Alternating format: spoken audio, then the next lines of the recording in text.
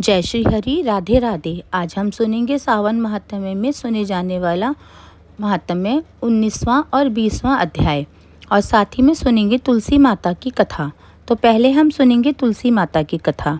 तो प्रेम से बोलिए तुलसी माता की जय हो। एक समय की बात है, दक्षिण दिशा में भगवान श्रीनिवास का पवित्र धाम था। वहाँ एक राजा राज्य करता था जिसका नाम था राजा तोंडमान। राजा तोंडमान भगवान श्रीनिवास का परम भक्त था। वह प्रतिदिन बड़े प्रेम से और श्रद्धा से भगवान की पूजा करता था। उसकी पूजा में किसी प्रकार की कमी नहीं रहती थी। वह भगवान को सुंदर सुंदर पुष्प अर्पित करता और विशेष रूप से स्वर्ण कमल चढ़ाता था। राजा को अपने वैभव पर गर्व नहीं था, बल्कि वह मानता था कि भगवान की सेवा में जो कुछ भी मिले यह भगवान की कृपा है। एक दिन राजा भगवान श्रीनिवास की पूजा करने के लिए पहुंचा। उसके हाथ में उसने हमेशा की तरह सोने के सुंदर कमल भगवान के चरणों में अर्पित किए, लेकिन उसी समय उसकी दृष्टि भगवान के चरणों के पास रखी एक छोटी सी मिट्टी की तुलसी पर पड़ी। राजा आश्चर्यचकित रह गया। उसने सोचा, मैं भगवान को इतने सुंदर और मूल्यवान स्वर्ण कमल अर्पित करता हूँ, फिर यह साधारण सी मिट्टी की तुलसी भगवान के चरणों में कैसे पहुँच गई। राजा के मन में प्रश्न उठने लगा कि आखिर ऐसा कौन सा भक्त है जिसकी मिट्टी की बनी तुलसी भगवान को इतनी प्रिय हो गई। राजा ने भगवान श्रीनिवास से विनम्र होकर पूछा, हे प्रभु, मैं प्रतिदिन आपको सोने के कमल अर्पित करता हूँ, फिर आपके चरणों में ये मिट्टी की तुलसी किस भक्त ने अर्पित की है? ऐसा कौन भक्त है जिसकी छोटी सी भेंट भी आपको स्वीकार हो गई? भगवान श्रीनिवास मुस्कुराए। उन्होंने राजा से कहा, हे राजन, दूर कुर्व ग्राम में एक कुम्हार रहता है। उसका नाम भीम है। यह मेरा बहुत बड़ा भक्त है। ये अपने घर में प्रेम और श्रद्धा से मेरी पूजा करता है। उसकी पूजा में दिखावा नहीं है, लेकिन उसमें सच्ची भक्ति है। राजा ये सुनकर बहुत उत्सुक हो गया। उसने उसी समय निश्चय किया कि वह उस भक्त से अवश्य मिलेगा।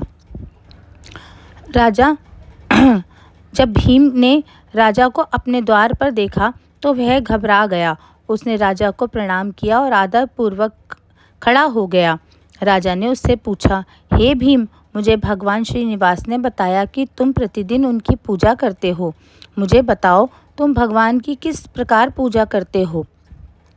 भीम ये सुनकर चकित रह गया। उसने कहा, महाराज, मैं तो एक साधारण कुम्हार हूँ। मुझे विधि विधान से पूजा नहीं करना आता। मेरे पास ना स्वर्ण है, ना महंगे फूल, और ना ही बड़े बड़े पूजन के साधन। मैं भगवान की पूजा करता हूँ। ये बात आपको किसने बताई? राजा ने कहा, स्वयं भगवान श्रीनिवास ने। यह सुनते ही भीम कुछ क्षण के लिए शांत हो गया। उसे भगवान की कही हुई एक पुरानी बात याद आ गई। भगवान ने कभी उसे वरदान देते हुए कहा था, जब तुम्हारी पूजा का रहस्य संसार के सामने प्रकट होगा और जब राजा स्वयं तुम्हारे पास आएगा, तब तुम्हारा पृथ्वी पर ही रहने का समय पूरा हो जाएगा और तुम्हारे मेरे धाम की प्राप्ति होगी। भीम समझ गया कि भगवान का दिया हुआ समय आ गया है। राजा ने पूछा, लेकिन तुम भगवान की पूजा किस प्रकार करते हो? भीम ने कहा, मेरे पास भगवान को चढ़ाने के लिए धन नहीं है। मैं मिट्टी से छोटे छोटे फूल और तुलसी के पत्ते बनाता हूँ, फिर उन्हें अपने हाथों से भगवान के सामने रख देता हूँ।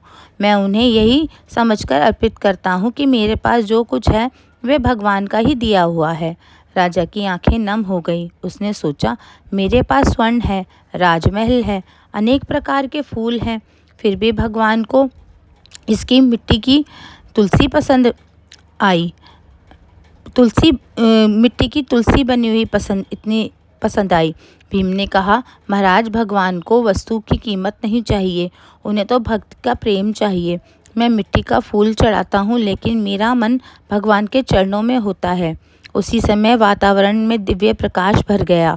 भीम और उसकी पत्नी ने भगवान श्रीनिवास के दिव्य स्वरूप का दर्शन किया। भगवान की कृपा से उनके सामने एक दिव्य विमान प्रकट हुआ। भीम ने अपनी पत्नी के साथ भगवान को प्रणाम किया। उसकी आंखों में आंसू थे। उसने कहा, प्रभु, मेरे जैसे साधारण मनुष्य की भक्ति आपने स्वीकार कर ली। इससे बड़ा सौभाग्य मेरे लिए और क्या हो सकता है। भगवान ने अपने भक्त को अपनी शरण में ले लिया। राजा तोंडमान यह अद्भुत दृश्य देखता रहा। उसे उस दिन एक बहुत बड़ा सत्य समझ में आया। भगवान को सोने चांदी का अहंकार नहीं चाहिए, भगवान को भक्त का प्रेम चाहिए। राजा ने मन ही मन प्रणाम किया और कहा, हे प्रभु, आज मैंने ज्ञान कर लिया कि आपकी दृष्टि में छोटा बड़ा कोई नहीं है। जो भक्त सच्चे मन से आपको याद करता है, उसकी छोटी सी भेंट भी आपको स्वीकार है। और यही तुलसी माता की महिमा का सुंदर संदेश है। तुलसी का एक छोटा सा पत्ता है और मिट्टी से बनाया हुआ तुलसी दल हो या केवल श्रद्धा के लिए किया गया तुलसी माता का नाम, यदि उनमें भक्ति सच्ची है तो वह भगवान तक जरूर पहुंचती है। स्कंद पुराण में तुलसी महात्म्य में तुलसी के प्रति भक्ति और सेवा को अत्यंत पुण्यकारी बताया गया है तथा भगवान विष्णु की पूजा में तुलसी को विशेष प्रिय माना गया है। इसलिए जब भी घर में तुलसी माता के सामने दीपक जलाएं तो केवल अपनी इच्छाएं ही नहीं बोलें, बल्कि उनके साथ थोड़ी देर बैठें और उनसे बातें करें और हाथ जोड़कर कहें, हे तुलसी माता, मेरे घर में धन से पहले धर्म, सुख से पहले संतोष और जीवन में सबसे पहले भगवान की भक्ति प्रदान करना।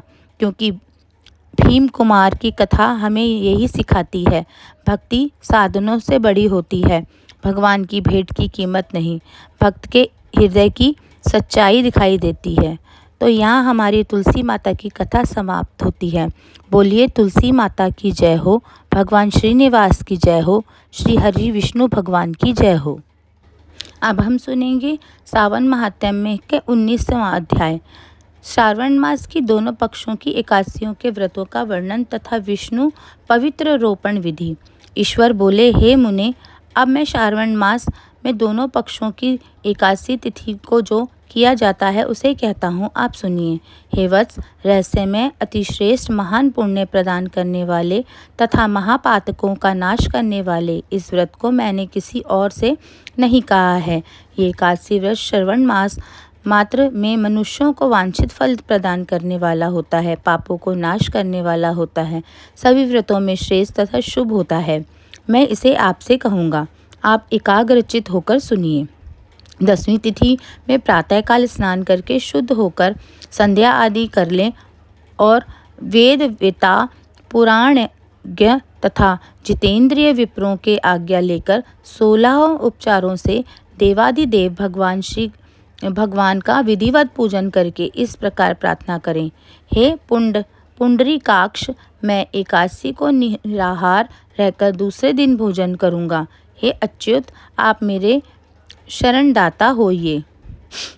हे वत्स, गुरु देवता तथा अग्नि की सानिध्य में नियम धारण करें और उस दिन काम क्रोध रहित होकर भूमि पर शयन करें।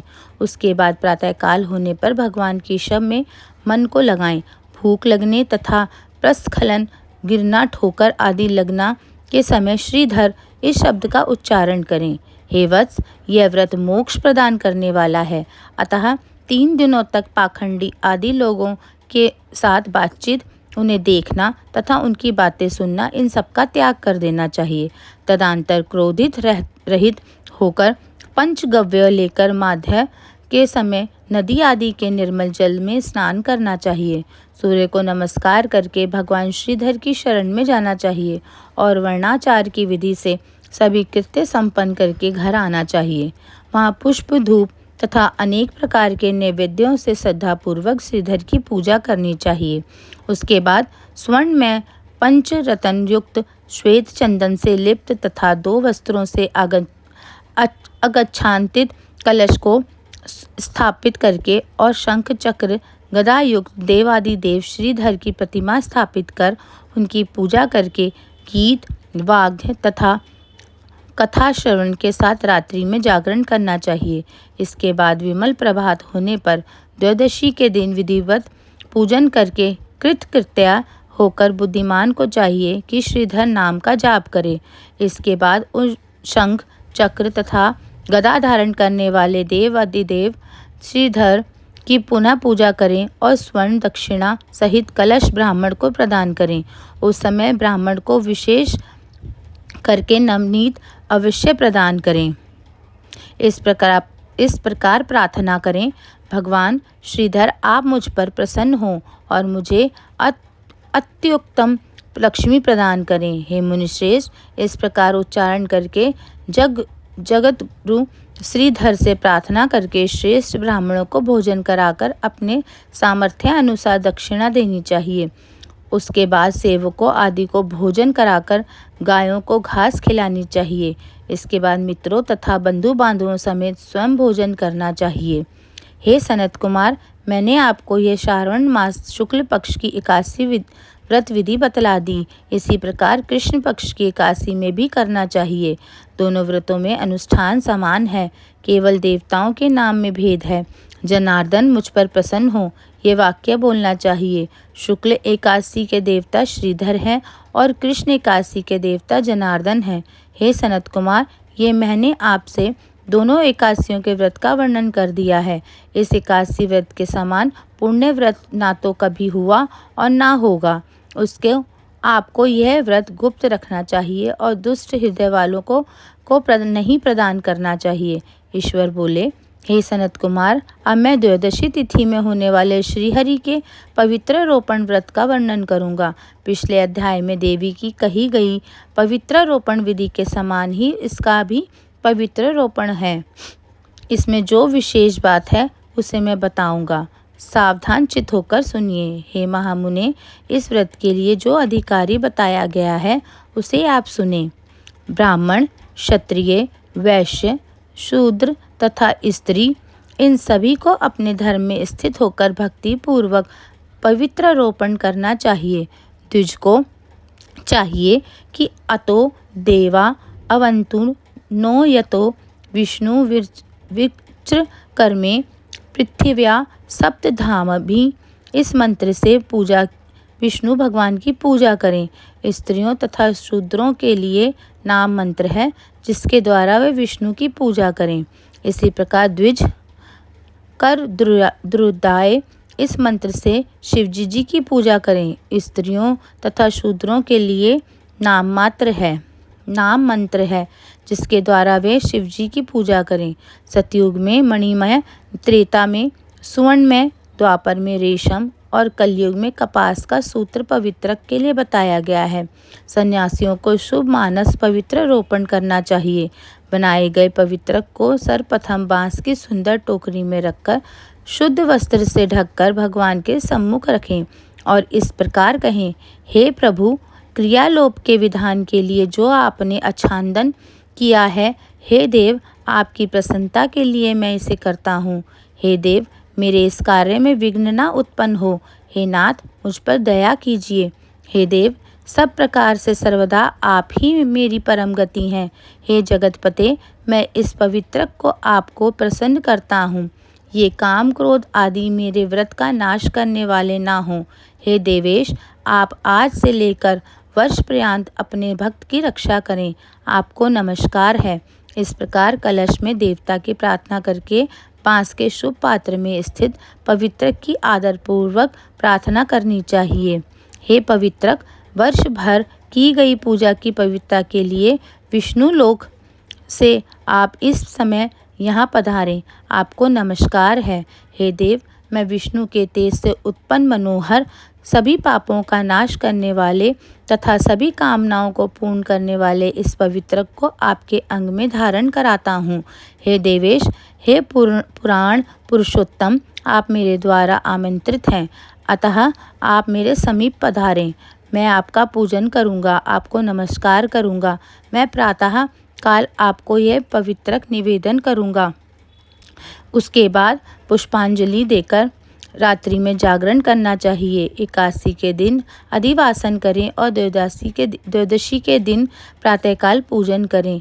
पुनः हाथ में गंध, दुर्वा तथा अक्षत के साथ पवित्रक लेकर ऐसा कहें, हे देव, आपको नमस्कार है।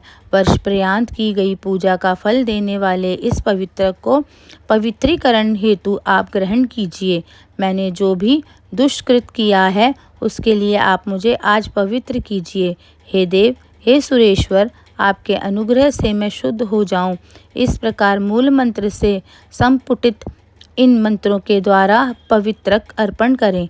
इसके बाद महानैवेद्य अर्पित करके निराजन कर प्रार्थना करें और मूल मंत्र से घृत सहित खीर का अग्नि में हवन करें। इसके बाद इसी मंत्र से पवित्रक का विसर्जन करके इस प्रकार बोलें, हे पवित्रक, वर्ष भर की गई मेरी शुभ पूजा को पूर्ण करके आप विसर्जित होकर विष्णु लोक को प्रस्थान करें। इसके बाद पवित्रक को उतार कर ब्राह्मण को प्रदान कर दें अथवा जल में विसर्जित कर दें। हे वत्स, मैंने आपसे श्री हरि के इस पवित्र रोपण का वर्णन कर दिया। इसे करने वाला इस लोक में सुख भोग कर अंत में वैकुंठ प्राप्त करता है। इस प्रकार श्री स्कंद पुराण के अंतर्गत ईश्वर सनत कुमार संवाद में श्रावण मास महात्म्य में उभय एकादशी व्रत कथन में द्वादशी में विष्णु पवित्र रोपण कथन नामक 19वां अध्याय यहाँ पूर्ण होता है। बोलिए श्री हरि भगवान की जय हो, विष्णु भगवान की जय हो, तुलसी माता की जय हो। अब हम सुनेंगे श्रावण माह महात्म्य का 20वां अध्याय। ईश्वर बोले, हे सनत कुमार, अब मैं आपके समक्ष त्रयोदशी तिथि का कृत्य करता हूँ। इस दिन 16 उपचारों से कामदेव का पूजन करना चाहिए। अशोक, मालती पुष्प, देवताओं को प्रिय कमल, कुसुम्भ तथा बकुल पुष्पों और अन्य प्रकार के भी सुगंधित पुष्पों, रक्त अक्षत, पीले चंदन, शुभ सुगंधित द्रव्यों तथा पुष्टि प्रदान करने वाले तथा तेज की वृद्धि करने वाले अन्य पदार्थों से पूजन करना चाहिए। नैवेद्य और मुख के लिए रोचक तांबूल अर्पित करने चाहिए। तांबूल में चिकनी, उत्तम सुपारी, खेर, चूना, जावित्री, जायफल, लवंग, इलायची, नरिकेल बीज के छोटे टुकड़े, सोने चांदी के पात्र, कपूर और केसन, इन पदार्थों को मिलाना चाहिए। मगध देश में उत्पन्न होने वाले श्वेत वर्ण पके हुए पुराने दृढ़ तथा रसमय तांबूल शंबरासुर के शत्रु कामदेव की प्रसन्नता के लिए अर्पित करना चाहिए। उसके बाद मोम से बनाई गई मोमबत्तियों से कामदेव को निराजन करें और पुनः पुष्पांजलि प्रदान करें। इसके बाद उनके नामों से प्रार्थना करें, जो इस प्रकार है। समस्त उपमानों में सुंदर तथा भगवान का पुत्र प्रद्युम्न, मीनकेतन, कंदर्प, अनंग, मनमथ, मार, कामात्मस, संभूतः, छसकेतु और मनोभव कस्तूरी से सुशोभित, जिनका वस्त्र आलिंगन के चिन्हों से अलंकृत है। हे पुष्पवंदन, हे शंबरासुर के शत्रु, हे कुसुमेश, हे रतिपति, हे मकरध्वज, हे पंचेश, हे मदन, हे समर, हे सुंदर, देवताओं की सिद्धि के लिए आप शिव के द्वारा दग्ध हो गए। उसी कार्य से आप परोपकार की मर्यादा कहे जाते हैं। आपके दिग्विजय करने से वसंत की सहायता निमित्त मात्र है। इंद्र दिन रात आपका मनोरंजन करने में लगे रहते हैं, क्योंकि अपने पद से च्युत होने की शंका में वे तपस्वियों से भयभीत रहते हैं। आपके अतिरिक्त दृढ़ मन वाला कौन है, जो शिवजी से विरोध कर सकता है? पर ब्रह्मानंद के समान आनंद देने वाला आपके अतिरिक्त दूसरा कौन है? तथा महामोह की सेनाओं में आपके समान तेजस्वी कौन है? अनिरुद्ध के स्वामी और मलयगिरी पर उत्पन्न चंदन तथा अगरू से सुवासित विग्रह वाले जो देवेश कृष्ण पुत्र हैं, वे आप ही हैं।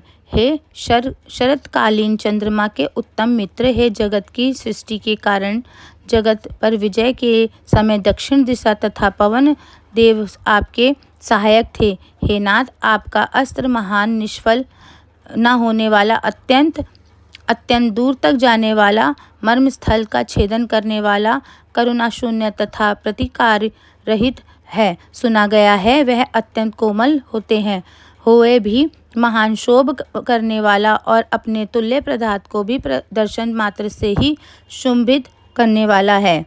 जगत पर विजय करने में सहायक होने की प्रवृत्ति ही आपका मुख्य अलंकार है। हे विभो, आपने सभी श्रेष्ठ देवताओं को उपहास के योग्य बना दिया, क्योंकि ब्रह्मा जी अपनी पुत्री में कामासक्त हो गए, विष्णु जी वृंदा में अनुरक्त कहे गए हैं और शिव जी पर स्थिर के कारण अस्पृश्य हो गए। हे मानद, ये वर्णन मैंने मुख्य रूप से किया है, अधिक कहने से क्या लाभ। इस लोभ में अपने वश में रहने वाले ब्राह्मण विरले हैं।